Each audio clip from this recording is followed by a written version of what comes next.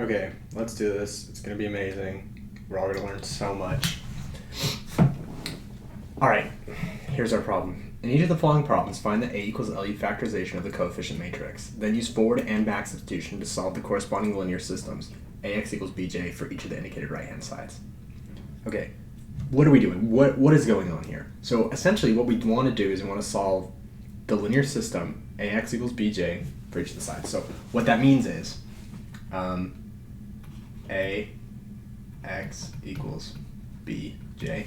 Essentially, we have our A matrix here, -1, 3, 3, 2.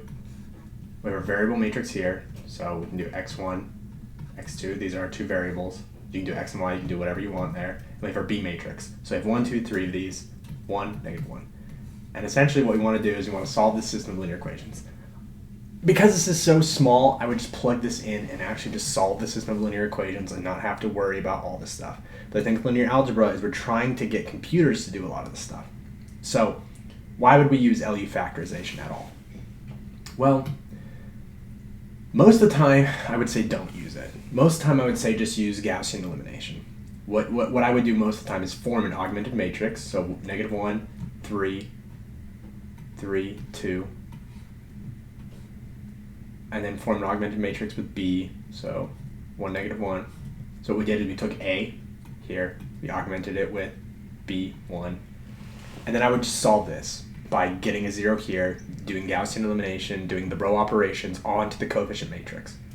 So that's how I would solve this. Because it's easier to remember that than LU factorization. The process of LU factorization is a little bit convoluted. So why does anyone use LU factorization? Well, it's faster than Gaussian elimination computationally when you have multiple B's that you're going through. Essentially what LU factorization does is when we solve this, right, when we're doing Gaussian elimination and we get this to be like a 0 here or whatever, when we do that, we form what's called an upper triangular matrix, right? That's what the U from the LU factorization comes from. It's upper triangular because there's like a little triangle here where the numbers are and there's nothing down here, okay? The lower triangular matrix is, if you're following that same kind of logic, it's one with a triangle of numbers down here and then a 0 up there, okay? Or several zeros, depending on the shape of the matrix. So this lower triangular matrix remembers the operations that we did on this, and it allows us to apply that to multiple B's. So we can have a B2, or however many B's we want here. It applies that and allows us to solve, set that equal to that, and solve for them.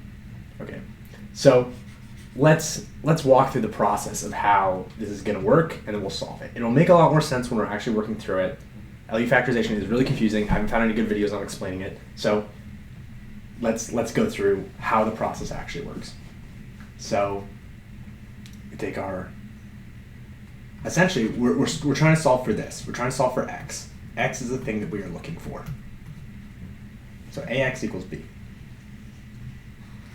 And what we do is we factor out A into A equals LU, a lower and an upper triangular matrix. There's a trick for us to get the lower triangular matrix from the upper triangular matrix. I'm going to show you that. There's other videos that talk about that trick too, but they don't really give the motivation behind it. So that's what we do. So we can substitute the LU in for the A here. LU times X equals B.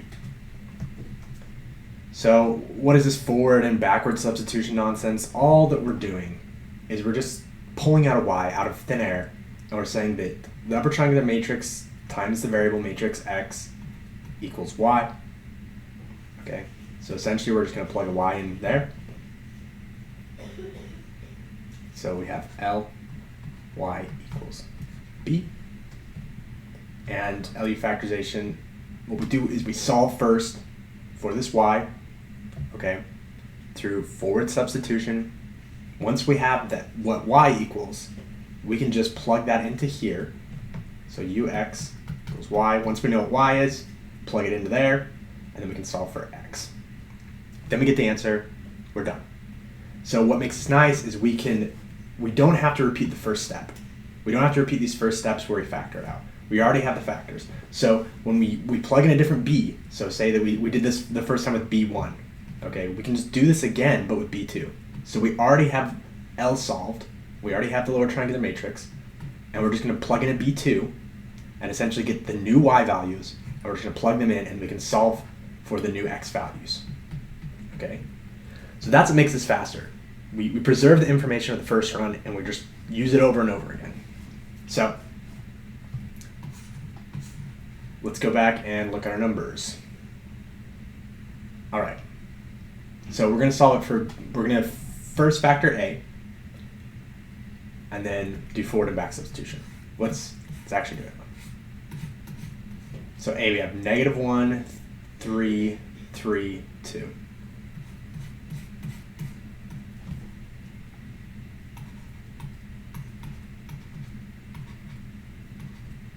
Here's our A matrix. And we're going to factor that into our lower and upper triangular matrix first. So how do we do this? Essentially, we're going to be doing some good old Gaussian elimination on this. You always use it.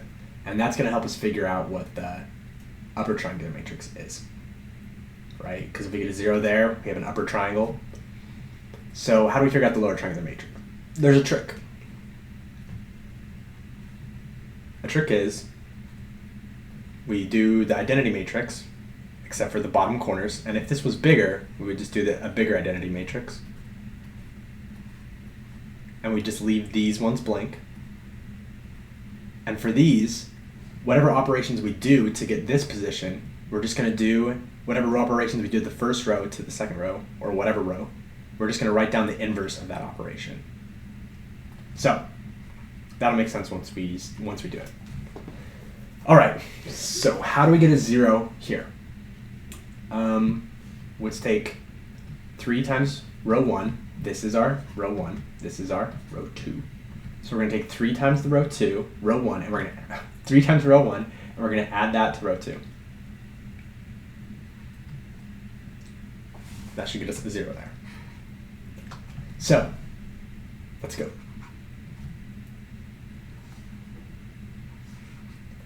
-1, 3.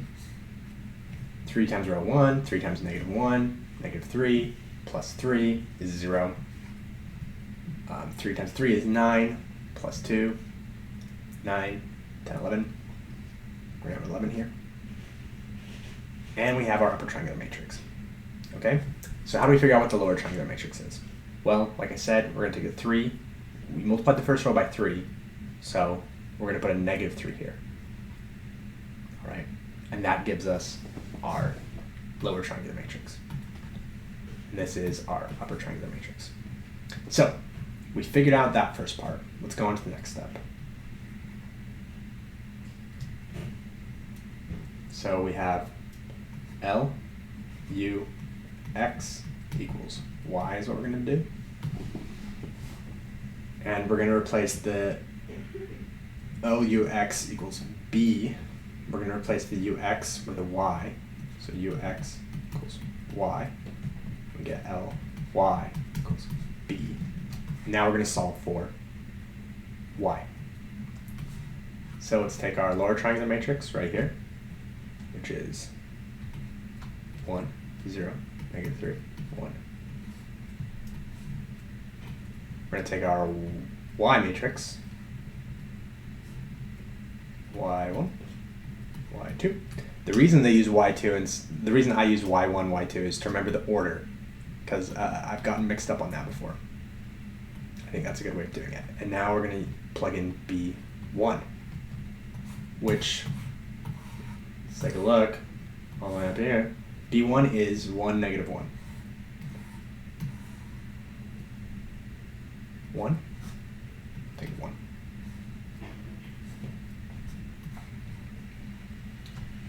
All right, so let's multiply this through. 1 times Y1 is Y1. 0 times Y2 is just 0. So plus 0 equals 1. That's our first. Now we're going to do the second row. -3 times Y1, -3, Y1, plus 1 times Y2. plus y2 equals -1. Looky here, we're going to do forward substitution, which is just plugging this in. It's different than back substitution, I suppose, because we're just back substitution is we take that and plug it in there. So forward substitution first, and we figured out what y1 is already. Now we just need to figure out what y2 is. So -3 times 1 is just -3 plus y2 equals -1.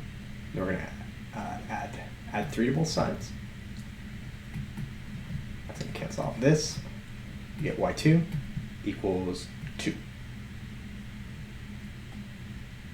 Yep. So our y matrix is y1 is 1, y2 is that.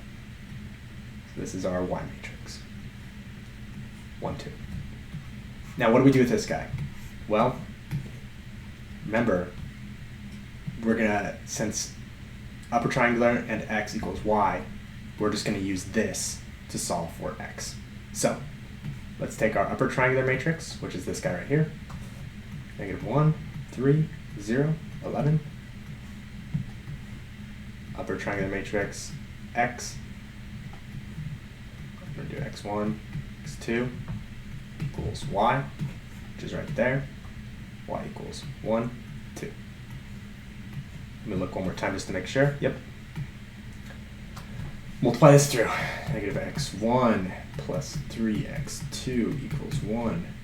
And we're going to have 11x2 equals 2.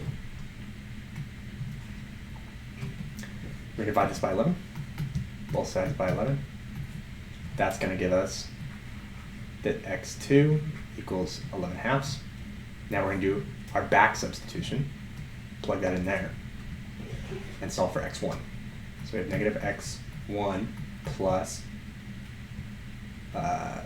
2 11ths times 3 is 6 11ths equals 1. Let's get the 6 11ths on the other side, minus 6 11ths. 11ths. And then we have -x1 equals 1 is the same thing as 11 11ths minus 6 11ths. And so after we do that, we get -x1 equals 5 11ths. We times both sides by -1. -1 times -1 just cancels that out. And then we get -5 11ths for x1. Okay, so now we figured out what the x matrix is. The first x matrix is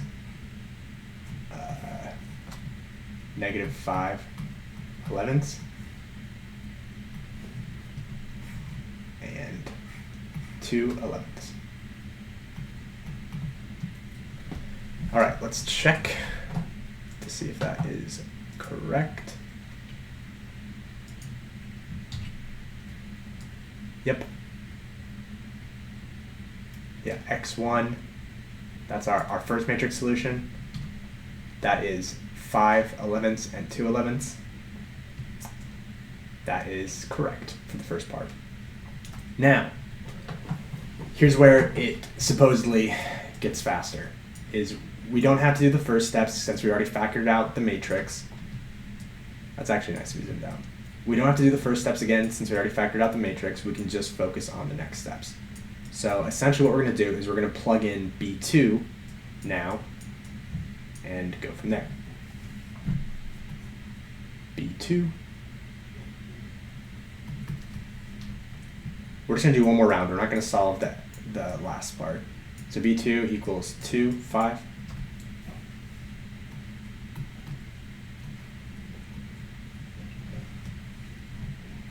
Zoom back in this little control. And then we can plug that in for our matrix here. Lower triangular matrix, plug that in, solve for y, and do it again. Our lower triangular matrix is 1, 0, -3, 1. Lower triangular matrix. Zoom in. 1, 0, -3, 1. And we're going to have our y matrix, y1, y2, equals our B2 matrix now. 2, 5. And now here we go, forward substitution time. y1 plus 0 y2 equals 2, so y1 equals 2. Negative 3 y1 plus y1 y2 equals 5. Let's substitute y1, forward substitute.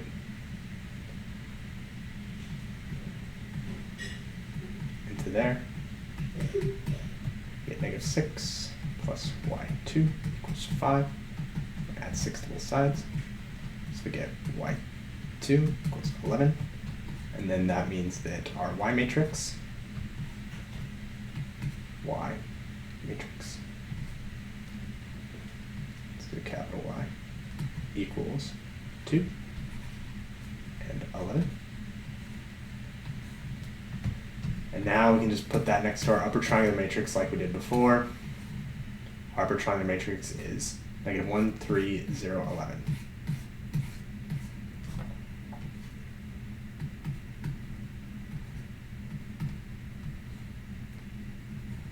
Upper triangular matrix, and we have our X matrix, X1, X2, equals our Y matrix, our new Y matrix.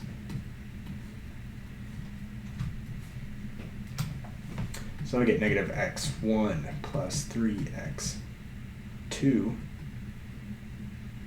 equals 2. 11x2 equals 11. Let's solve for x2. Divide by 11 on both sides. That cancels.